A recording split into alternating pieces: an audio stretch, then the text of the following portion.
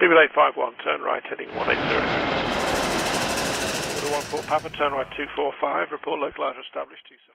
The Airbus A330neo early last year was labelled as an aircraft that nobody wanted, an aircraft that was simply useless in today's industry, with the Airbus A350, 787 and also the new A321 series being far better options for airlines. Since then, the type has attracted new customers, and having only just launched in the industry, it has a bright future ahead.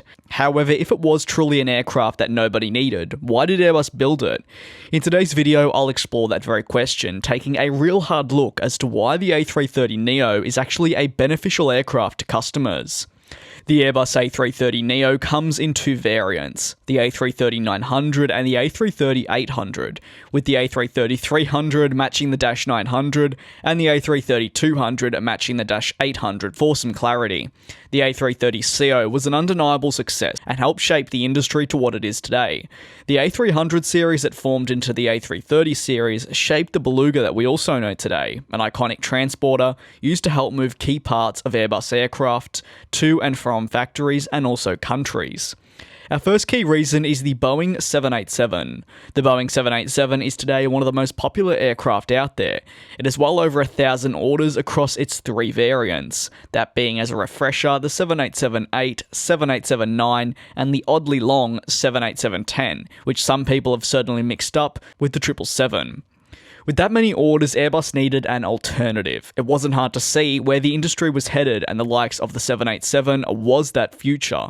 So as the A330ceo aged and the Boeing 787 started being produced, demand for the aging A330ceo was on the decline. While the majority of customers were more than happy with the overall product, similar to the Boeing 757, its demand dropped, as carriers went for the newer Boeing 787 for fleet renewal and also replacement. Let's now focus on the A350. With Airbus having the A350 series, it became apparent that this wasn't the true replacement to the A330 series, and also wasn't the true competitor to the Boeing 787. While we certainly see airlines nowadays often choose between the 787 and A350 for their operations, the A350 was specifically pitched to compete with the Boeing 777 series. And now the rumoured A350-1000 ULR, or even the base standard A350-1000, is indeed being pitched to compete with Boeing's up-and-coming 777-9.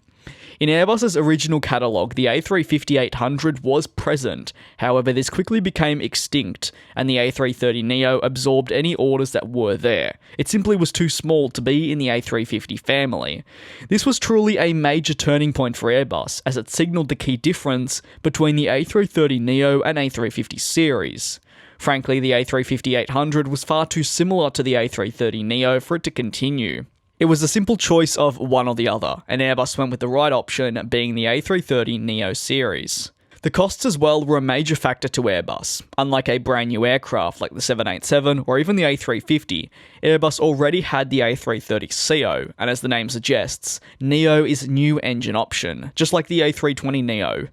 Neos had proved to be a success for Airbus over time, but also the Neos were cheaper to produce, with very few major changes, bar the likes of the engine and other pieces. But frankly, it wasn't an entirely new concept.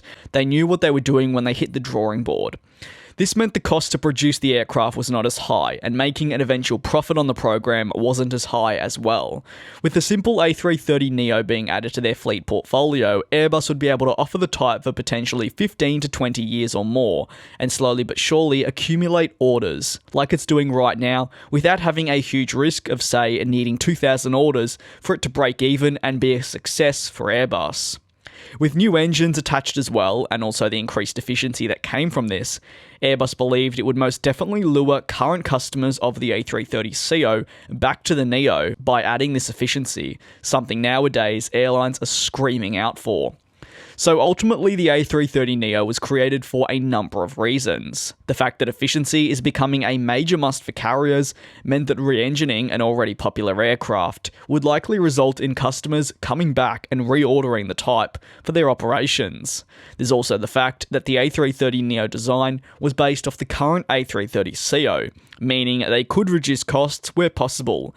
However, to really sum it all up, the A330neo was not a huge risk for Airbus. It's an aircraft that certainly won't get, say, 500 orders at an air show, but will slowly but surely definitely grow in the order tally and grow into the aviation industry. Years back, members of the Airbus board wanted to see the type receive 1,000 total orders, and considering they want to offer the type through to potentially 2030, that's more than possible. Once again, thank you very much for watching another one of my videos. I do appreciate all the support you're continuing to show me throughout July, and I do very much look forward to you all joining me in the next one.